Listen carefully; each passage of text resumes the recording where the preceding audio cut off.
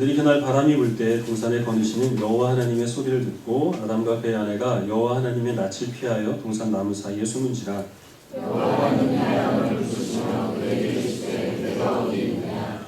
이르되 내가 동산에서 하나님의 소리를 듣고 내가 벗었으므로 두려워하여 숨었나이다.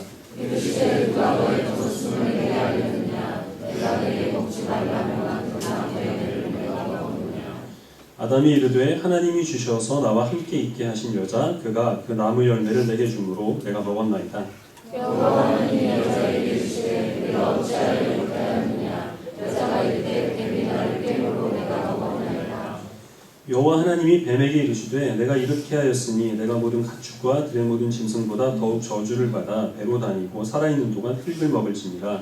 내가 너를 여자와 원수가 되게 하고 내 후손도 여자의 후손과 원수가 되게 하리니 여자의 후손은 내 머리를 상하게 할 것이요 너는 그의 발꿈치를 상하게 할 것이라 하시고. 또 여자에게 이르시되 내가 내게 임신하는 고통을 크게 더하리니 내가 수고하고 자식을 낳을 것이며 너는 남편을 원하고 남편은 너를 다스릴 것이니라 하시고. 아담에게 이르시되 내가 내 아내를 말리고 내가 내게 먹지 말라 한 나무의 열매를 먹었은즉 아담으로 말미암아 저주를 받고 너는 내 평생에 수고하여 조상을 먹으리라. 땅이 내게 가시덤불과 엉겅퀴를 낼 것이라. 내가 먹을 것은 밭의 채소인즉 내가 너로 돌아갈 때까지 얼굴에 땀을 흘려야 하는 것을 먹으리니 내가 내가 젖어서 시험을 이뤘습니다. 너는 우리의 힘으로 돌아갈 것이라 하시니라. 아담이 그의 아내의 이름을 하와라 불렀으니 그는 모든 삶자의 어머니가 됨이더라. 여호와 하나님이 아담과 그의 아내를 위하여 가죽옷을 지어 입히시니라. 아멘. 지난 시간에는 하나님께서 창조하신 이 세상의 아름다운 질서가 어떻게 파괴가 되었는지 계기가 되는 사건을 우리가 함께 살펴봤습니다. 뱀이 사람을 유혹해서 하나님 먹지 말라고 하신 선악을 알게 하는 나무의 열매를 먹게 되었죠. 뱀이 내세운 것은 그렇게 하면 너희 눈이 밝아져서 하나님과 같이 되리라 라는 것이었지만 선악과를 먹음으로써 실제로 일어난 일은 그 밝아진 눈으로 자신의 수치와 자신의 더러움을 보게 된 것이고 그것을 가리기 위해서 그들은 나뭇잎으로 옷을 만들어 입어야만 했습니다. 오늘 읽은 말씀은 그 일이 초래한 몇 가지 결과에 대한 말씀인데요.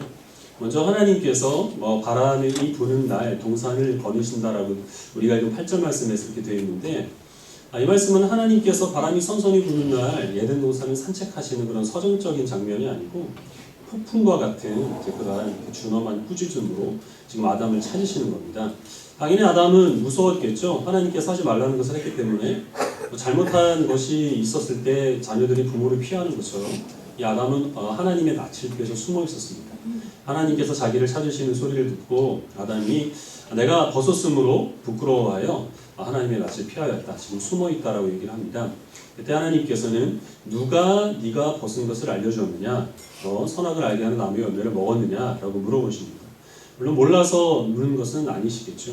이때 이제 아담이 대답하는 내용을 가만히 살펴보면 12절 말씀인데요. 하나님이 주셔서 나와 함께 있게 하신 여자 그가 그 나무 열매를 내게 주므로 내가 먹었나이다. 이렇게 얘기를 합니다.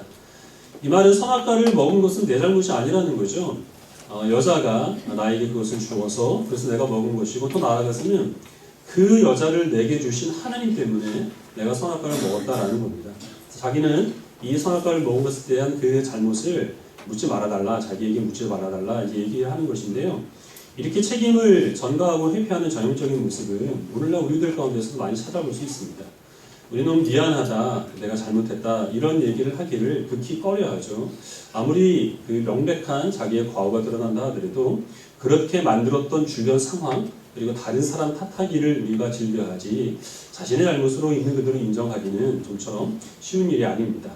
사회적으로 이런 일이 만연해 있어서 그 예전에 유영철 같은 그 연쇄살인범의 경우에 어떤 기자가 그가 그런 연쇄살인범이 된 이유가 그의 잘못이 아니라 그를 그렇게 키운 악의 아버지나 그리고 또 그를 사회 가운데서 소외하게 만들었던 이런 이제 사회 구조적인 문제로 그 탓을 돌리게 되고 그래서 그 연쇄살인범이 그 유영철이 연쇄살인범이 된 것이 그의 잘못이 아니라 이런 논지로 책이 이제 나오는 지경이 됐습니다.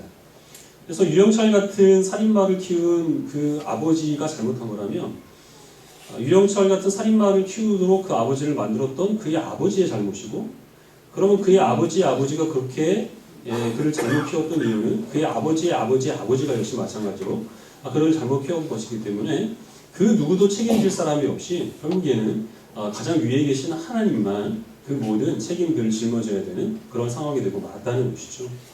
그래서 법적인 판결을 내릴 때도 어떤 피해자가 있는데 명백한 그 가해자에게만 책임을 묻지 않고 피해자의 책임을 묻는 경우가 굉장히 많습니다. 왜 맞을 짓을 했느냐는 거죠.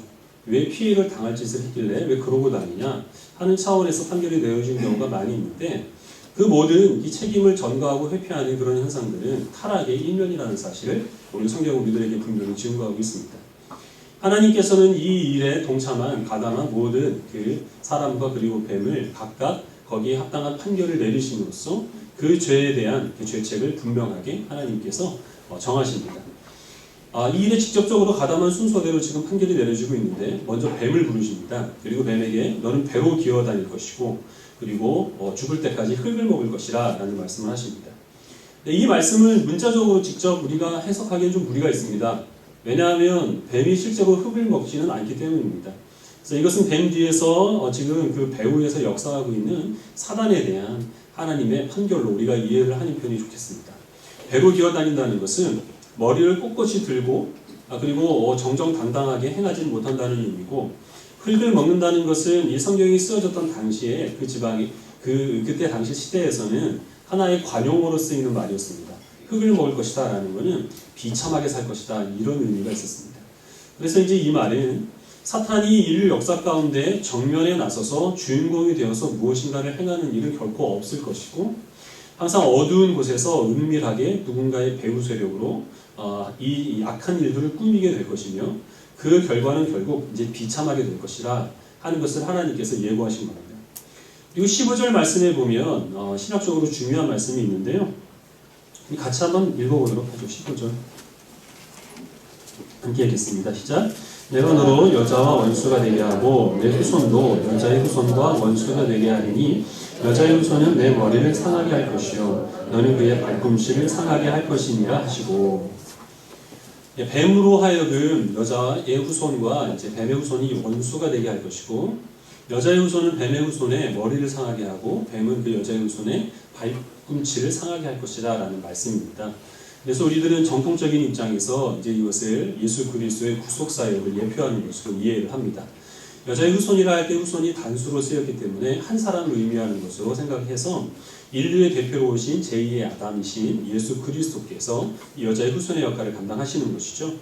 그래서 사탄은 이 예수님을 십자가에 못 박게 하는 데까지는 성공을 합니다. 그러나 그것 때문에 이 사탄은 죄와 사망의 권세를 예수님께서 십자가에서 죽으시고 부활하심으로 완전히 도말하시게 되어서 멸망을 당하게 될 것, 그것을 예고하시는 것이죠. 성경에서 제일 처음 나온 이 예수 그리스도의 구속사에 대한 예표라는 그런 의미에서 이 창세기 3장 15절을 원시복음이라 라는 이름으로 우리 개신교 전통 안에서는 중요하게 다루고 있는 그런 구절입니다. 물론 이 말씀을 처음 들었던 이스라엘 백성들은 아직 메시아에 대한 그런 이해가 전혀 없는 상태이기 때문에 우리들이 이런 뱀의 세력들 때문에 그 사탄의 그런 어떤 계획들 때문에 간교한 계획 때문에 자신들이 계속 공격을 당하고 자신들은 계속 이런 악한 세력들과 맞서 싸워야 하는 그런 상황에 대한 이제 이해가 있었을 겁니다. 그리고 이제 하나님께서는 여자를 불러서 이 일에 대한 책임을 묻습니다. 그 여자에게 하나님께서 내리시는 판결은 출산의 고통입니다. 원래 이 출산이라고 하는 것은 하나님께 주신 사명인 동시에 축복이었습니다. 생육하고 번성하여 땅을 정복하고 다스리라. 이 하나님의 명령을 지키기 위해서는 반드시 잉태하고 출산하는 이런 일들이 있어야 되고 그것은 사람에게 있어서 무엇과도 바꿀 수 없는 그 기쁨이요 축복이 되어야 되는데 큰 기쁨이요 축복인 반면에 거기에는 엄청난 위험이 뒤따르게 될 것을 하나님께서는 예고하고 계셨습니다. 그리고 또 이 남편과의 관계 가운데서도 또 어떤 그 문제가 생길 것을 하나님이 암시하십니다. 너는 남편을 원할 것이지만 남편은 너를 다스릴 것이다. 이 말씀이 구체적으로 무엇을 의미하는지에 대해서는 해석이 좀 분분한데요. 잉태하는 문제와 연결을 해서 생각을 해본다고 한다면 이렇게 생각을 해볼 수 있습니다. 여인이 잉태를 하는 것은 여인에게 있는 하나의 그 본능입니다. 그 모성애가 있죠. 근데 자녀를 잉태하는 것이 여성에게서는 큰 소원인데 혼자 할 수 없기 때문에 남편에게 의존할 수밖에 없다는 거죠. 그리고 또한 경제적으로나 그리고 사회적인 여러 면에 있어서 여성은 혼자 살아갈 수 없는 연약한 존재여서 남성의 도움이 필요한데 그런 것을 이용을 해서 남자들이 여자를 지배하려고 한다는 겁니다. 동반자로 보지 않고 그런 여성의 약한 점을 이용을 해서 여자 위에 군림하려고 하는, 그래서 종속되고 지배하려고 하는 이런 불평등한 문제가 생기게 될 것이고 거기에서 여자들이 큰 피해를 입게 될 것을 하나님께서는 예고하셨습니다. 그리고 이제는 아담에게 말씀하시기를 너희는 땀을 흘려야 토지의 소산을 먹게 될 것이고 때로는 아무리 열심히 일을 해도 어떤 결실도 거둘 수 없는 헛수고를 하는 그런 인생이 될 수도 있게 될 것에 대해서 하나님 말씀하십니다. 이 아담에게 내리신 판결에 대해서는 다음 시간에 조금 더 자세히 살펴보도록 하겠습니다. 이러한 하나님께서 그들에게 내리신 판결은 오늘날 우리들에게까지 영향이 끼치고 있죠. 그래서 의학이 많이 발전된 시대를 살고 있지만 사실 아기를 낳는 것은 오늘날에 있어서도 여성들에게 있어서 큰 고통이고 위험입니다. 저희 전 세대만 하더라도 아이가 태어나면 출생신고를 좀 늦게 했다고 하죠. 태어나는 것도 힘든 일인데 갓 태어난 아기가 영아 사망률이 너무나 높았기 때문에 언제까지 살 수가 알 수 없어서 좀 건강하게 자란 다음에 출생신고를 하는 그런 관습이 있었다고 하는데요. 어쨌든 아이를 낳는 그런 큰 기쁨 그리고 또 하나님의 축복 가운데 이루어지는 일이 원래 우리들에게 있어서도 큰 고통이고 위험을 안겨주는 일이 되어서 여성들은 이 일에 대해서 큰 부담을 느낄 수밖에 없습니다. 그리고 이것은 아이를 낳는 것에 국한된 그런 문제가 아니라 그렇게 해서 낳은 자녀와 부모 사이에 심각한 갈등의 골이 언제든지 맺혀질 수 있는 것으로 그렇게 이제 이해를 할 수가 있기 때문에 이런 문제들, 세대 차이, 부모와 자녀 간의 문제, 이런 것들이 여전히 우리들 가운데서도 큰 어려움으로 남겨져 있습니다. 그리고 또 부부 사이에 일어나는 이런 문제들도 큰 어떤 고통을 우리들에게 또 얘기를 해주고 있죠. 하나님께서 이 세상을 창조하시고 아담의 갈빗대에서 이 하와를 창조하셨을 때에는 그렇게 하신 그 이유가 우리가 이 부분에 대해서 말씀을 드릴 때 매튜 헨리라는 주석가가 이렇게 얘기를 했다고 했죠. 그것은 이 여자로 하여금 남편에게 정복을 당하지도 않게 하시고 남편 위에 군림하지도 않게 하시고 늘 보호받고 사랑받게 하기 위하여서 심장 가장 가까운 곳에 있는 살과 뼈를 취하셨다라는 이제 그러한 취지에서 하나님께서 그렇게 하셨고 또 하나님께서 이는 내 살 중에 살이요 뼈 중에 뼈라라는 감탄이 나올 정도로 가장 사랑스럽고 존귀한 존재로 아내를 맡게 창조하게 했는데 오늘날 우리가 살아가는 세상 가운데서는 사실 그런 경우가 많지 않죠. 물론 처음에는 다 사랑해서 결혼을 하게 되지만 곧 이게 심각한 부부간의 많은 불화와 갈등들 또 거기에서 일어나는 가정의 어떤 폭력에 대한 문제라든지 이혼의 문제라든지 이런 것들이 많이 야기가 되어 있어서 정말 우리가 할 수만 있다면 이 창세기 3장의 상황으로 돌아가서 아담과 하와가 선악과를 먹지 못하도록 말려야 하지 않겠느냐. 그리고 또 그 이 일을 자초한 아담과 하와도 원망스럽지만 이렇게 판결을 내리신 하나님께도 원망스러운 마음이 있습니다. 내가 직접 선악과를 먹은 것도 아닌데 왜 내가 이 일에 대한 책임을 짊어져야 되는가? 하나님이 너무하시지 않는가? 하는 생각이 들 수 있다는 겁니다. 근데 우리가 한 가지 기억해야 할 것은 이렇게 된 모든 일들은 다 아담과 하와가 자초를 한 일이고 하나님께서는 이 일에 대해서 남자와 여자에게 특별히 어떤 저주를 내리셨다기보다는 그가 한 일에 대한 결과가 앞으로 어떤 그 일들이 진행될 것인지를 하나님께서 단순히 예고하신 것에 불과하다라는 사실을 우리들이 인정을 해야 됩니다. 물론 이것은 이해하기 어렵고 받아들이기 어렵지만 하나님께서 그들에게 일부러 저주를 퍼부으신 것이 아니라 그들이 행한 일이 이러한 결과를 가져올 수밖에 없었다는 거죠. 어떤 차원이냐 하면 지금 아담과 하와가 한 이 일은 근본적으로 관계를 깨뜨리는 일이었습니다. 먼저는 하나님과 사람 사이의 관계를 깨뜨리는 일이고 사람과 사람 사이의 관계를 깨뜨리는 일이고 사람과 세상 사이의 피조물 사이의 관계를 그 좋은 관계를 유지하지 못하도록 가로막는 행위를 했다는 겁니다. 하나님께서 하나님의 형상으로 사람을 창조하셨고 그리고 또한 좋은 관계를 유지하기 위해서 하나님께서 말씀을 허락하여 주셨는데 사람이 그런 하나님과의 좋은 관계를 유지하기를 원하지 않고 오히려 뱀과 가깝게 되기 위해서 이 사람은 하나님의 말씀을 어기고 선악을 알게 하는 나무의 열매를 먹었습니다. 그래서 하나님의 형상으로 창조된 우리가 하나님의 형상의 죄를 잃어버리게 된 것이죠. 우리는 하나님의 자녀인데요. 하나님의 자녀라는 우리의 신분은 없던 것이 만들어진 것이 아니라 최초에 하나님께서 하나님의 형상으로 창조하신 사람과 하나님의 관계를 다시 회복하게 된 게 그것이 바로 우리가 하나님의 자녀로 부름을 받은 겁니다. 그리고 우리는 우리의 형상을 따라서 우리 닮은 자녀들을 낳습니다. 근데 그런 우리의 형상을 따라 창조된, 우리가 창조한 건 아니죠. 낳은 그 자녀가 과연 우리와 항상 언제나 좋은 관계를 갖게 되느냐? 그렇지 않다는 거죠. 자녀들이 속을 썩입니다. 우리들을 닮지를 않습니다. 그래서 자녀 때문에 속을 썩느니 차라리 그냥 애완동물을 키우는 것으로 만족하는 그런 사람들이 많아지고 있다는 것입니다. 하나님께서 최초에 주신 이 에덴 동산에 살아가는 이 공동체는, 최초의 공동체는 부부 공동체였습니다. 가족이었죠.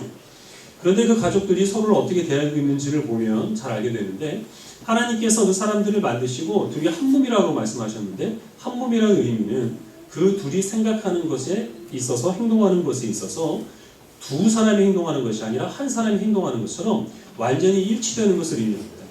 근데 두 사람이 한 몸이 되기 위해서는 당연히 서로를 배려하고 서로를 용납하고 피차를 위해서 희생하는 그런 일들이 뒤따라야 되는데, 아담이 하나님께 책망을 받았을 때 하나님께 어떻게 대답을 합니까?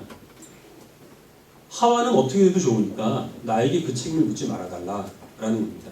여기는 더 이상 하나님께서 한 몸으로 동반적으로 허락하여 주신 이 여자에 대한 어떤 배려나 희생이 전혀 없죠. 이기적으로 자기만 체결하는 그런 모습입니다.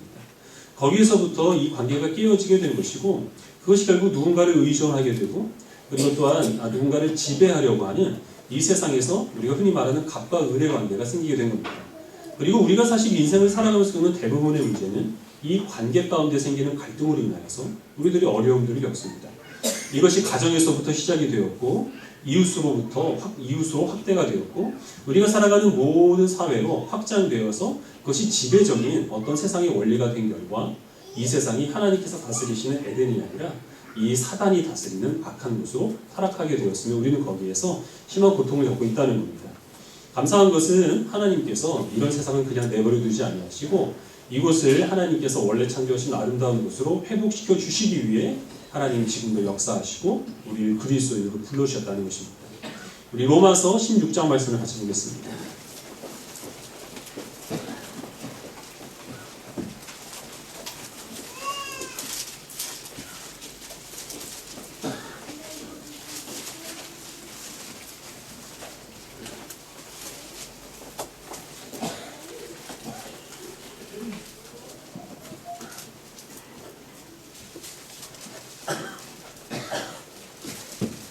로마서 16장 17절부터 20절까지 한 절씩 교독하겠습니다. 16장 17절을 제가 먼저 읽겠습니다. 형제들아, 내가 너희를 권하노니 너희가 배운 교훈을 거슬러 분쟁을 일으키거나 거치게 하는 자들을 살피고 그들에게서 떠나라.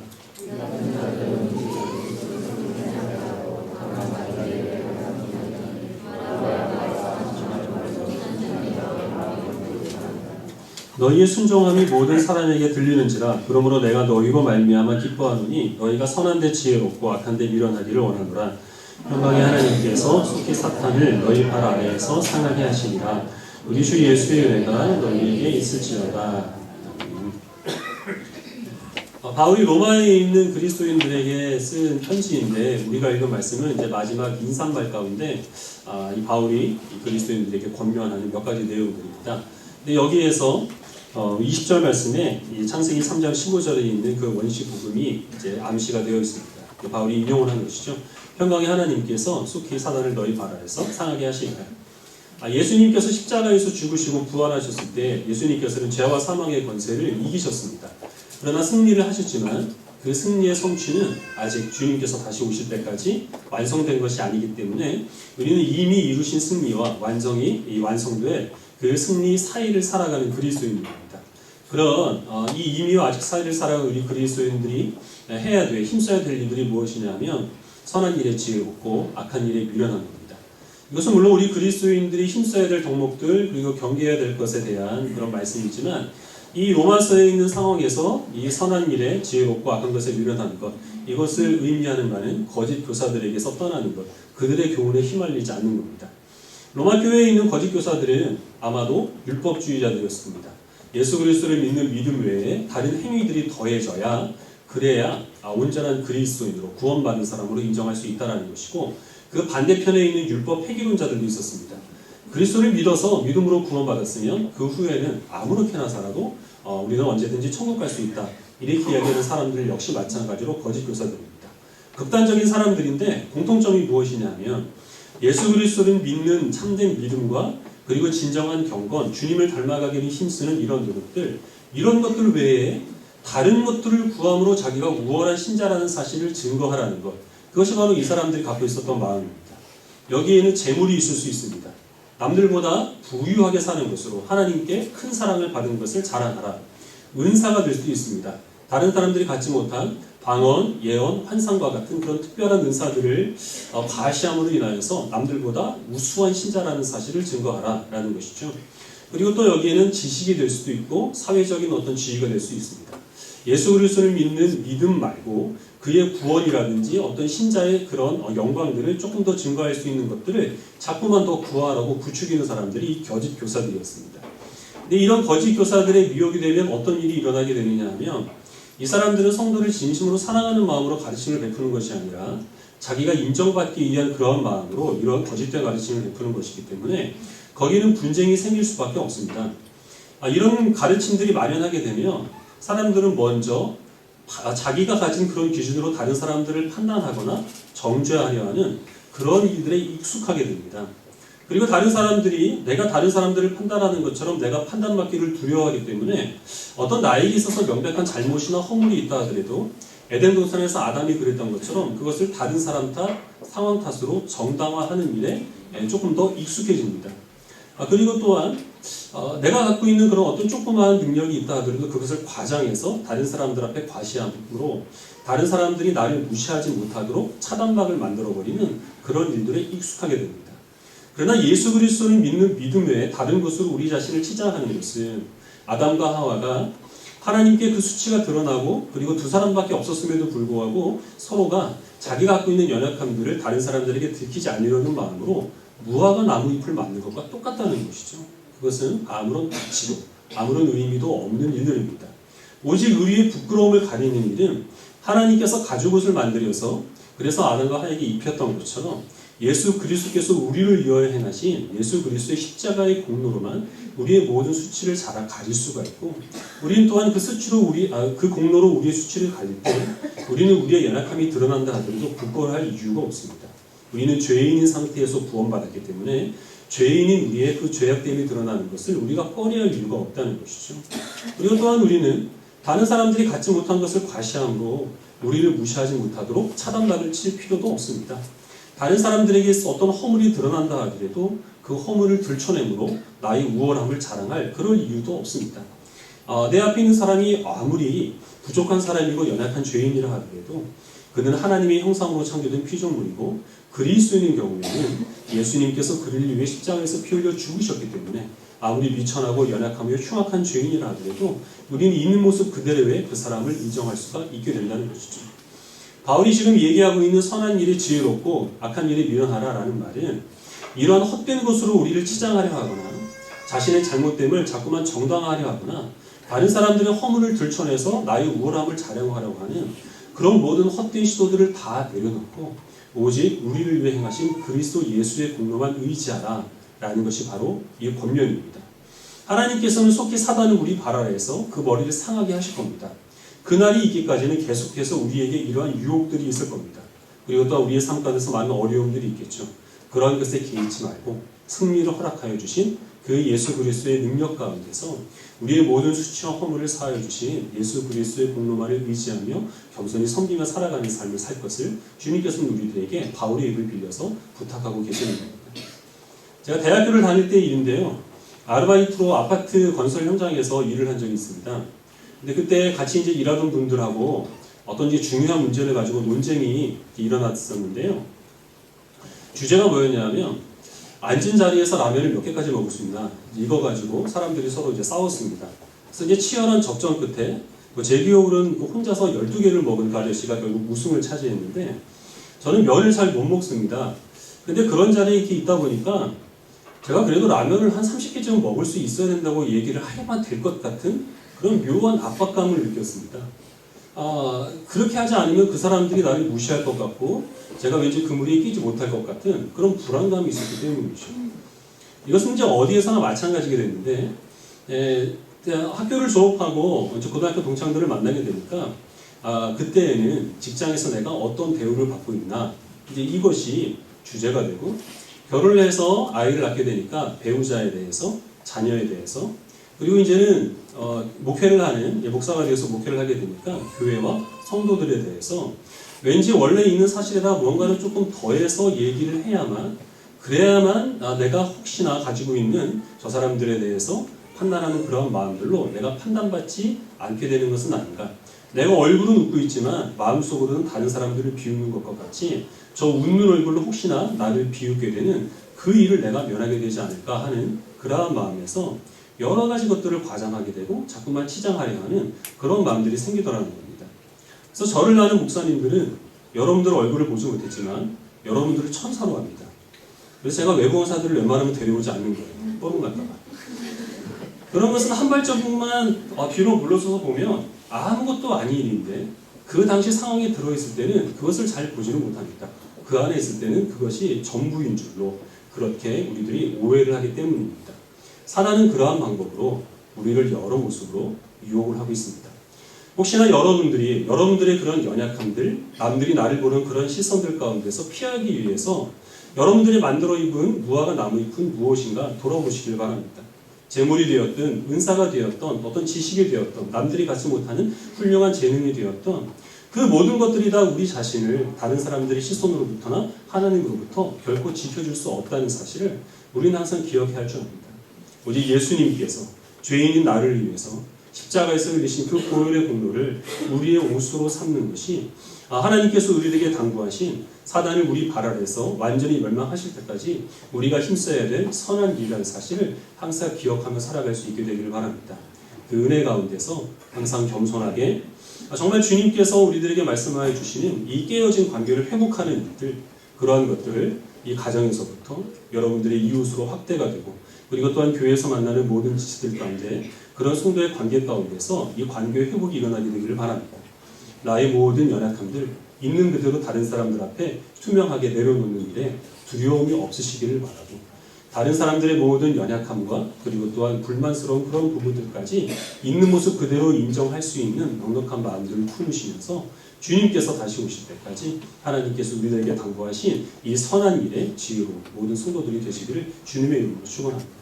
기도하겠습니다.